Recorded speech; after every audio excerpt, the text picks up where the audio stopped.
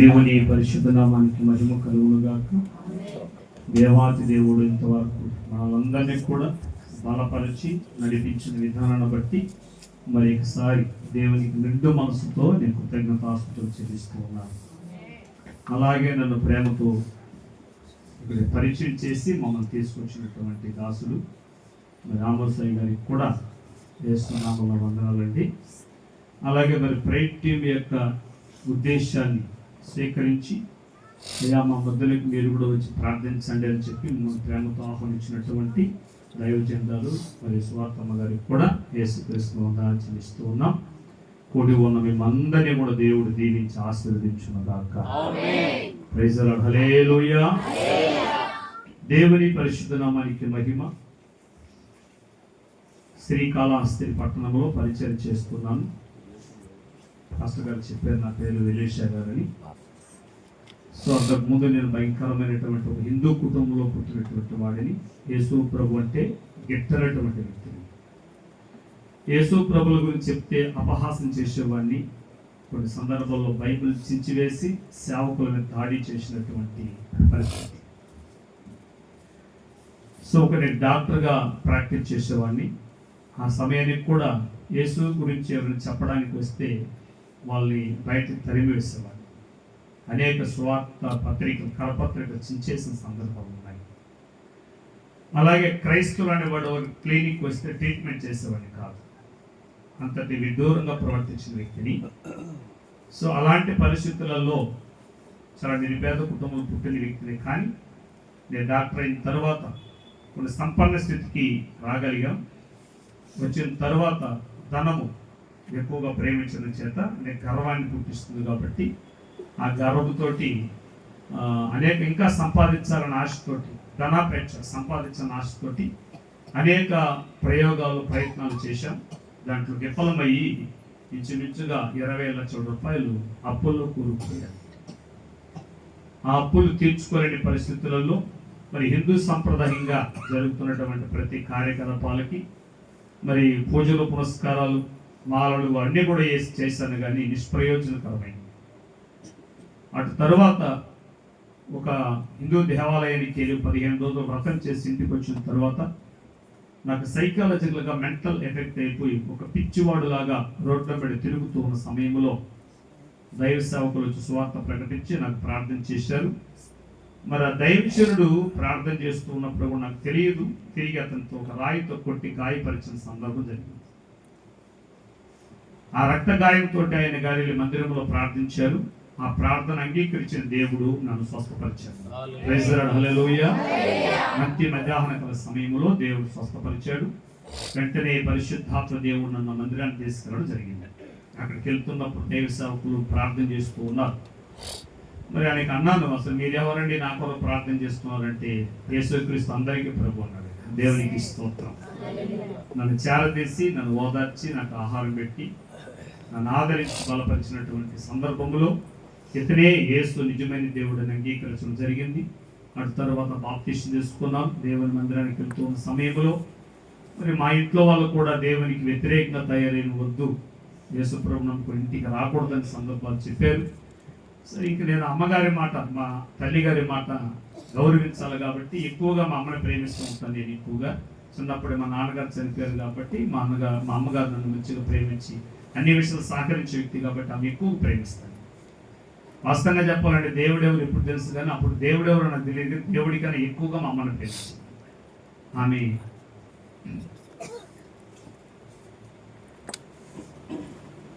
నా జీవితంలో సహకరించాను అనేక కార్యాలు.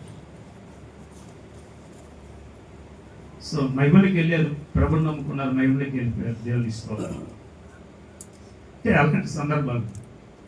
సో సిచ్యువేషన్ ఎలా ఉన్నప్పటికీ కూడా మరి అమ్మని గౌరవించాలి కాబట్టి తీసుకున్న బైబిల్ పక్కన పెట్టేసి అమ్మ మాట నేను విగ్రహారాధన చేయడం మళ్ళీ ప్రారంభించాను.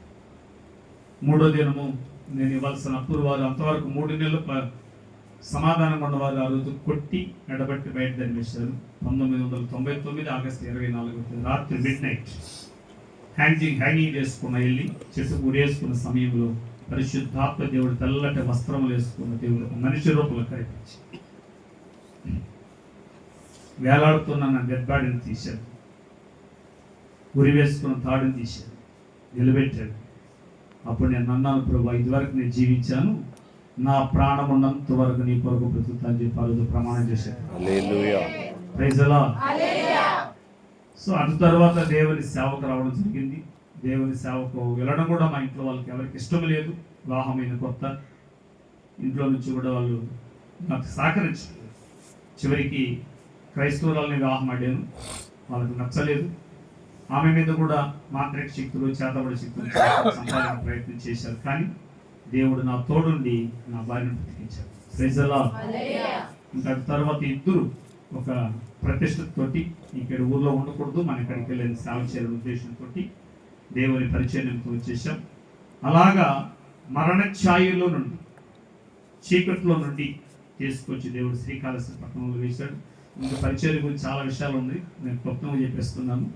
ఆ శ్రీకాళహస్తి పట్టణంలో సేవలు ఎంత పడవేశాడు. కట్టు బట్టలతో వచ్చాం. ఆ ఊర్లో ఎవరు తెలియదు, ప్రాంతం తెలియదు, ఏమీ తెలియదు. అక్కడ ఒక వీధిలో నడి రోడ్లో పడుకున్నాం. దేవుడు మాకు తిరిగి మాట్లాడాడు. అసలు రావడానికి కూడా ఇద్దరు చనిపోవాలని ఉద్దేశంతో తెచ్చాం. ఇక్కడ దేవుడు నాకు దూషణ పడుతుంది, మనం ఎక్కడికి చనిపోదామంటే పాయసం చేత పట్టుకొని వచ్చాను శ్రీకాళహస్తికి. ఆవిడ నెల్లూరు బస్ ఎక్కాను. నెల్లూరు నుంచి గుర్తొచ్చింది నాకు. సముద్ర తీర ప్రాంతాలకు చనిపోతే డెడ్ బాడీ సముద్రంలో కొట్టుకుపోద్ది కదా, ఎవరికి తెలియదని ఉద్దేశంతో నెల్లూరు బస్ ఎక్కితే శ్రీకాళహస్తి స్పెషల్ బస్ అంటే ఆఫీస్. అక్కడ నుంచి రూమ్లని వెతికాను, ఎక్కడ రూమ్ దొరకలేదు. మాకు బాబు వచ్చాడు. ఒకసారి మీకు తెలుసు డాక్టర్ గారు, నాకు తెలుసండి, మా ఇంటికి రండి అని వాళ్ళ ఇంటికి తీసుకెళ్లారు.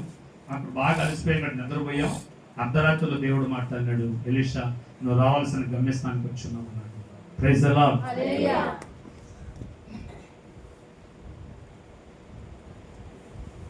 ఆ స్వరం విన్న వెంటనే మరణ ఛాయ మందుకు విడిచి చేరిపోయింది. హల్లెలూయా.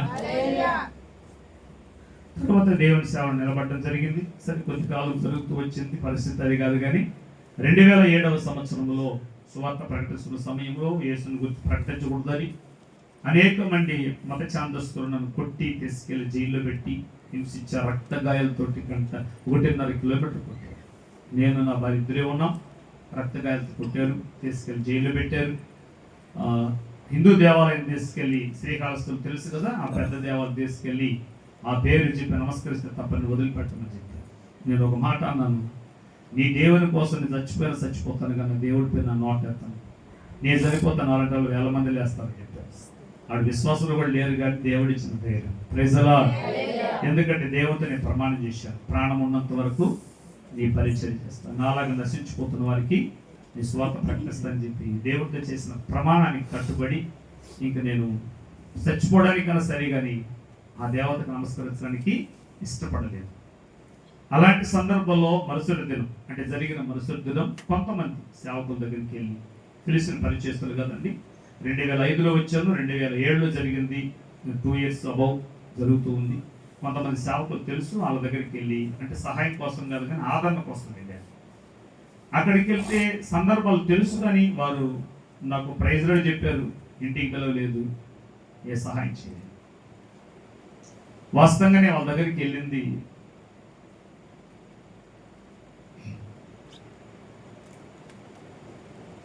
ఈ పూటకని నేను పెడతారేమండి,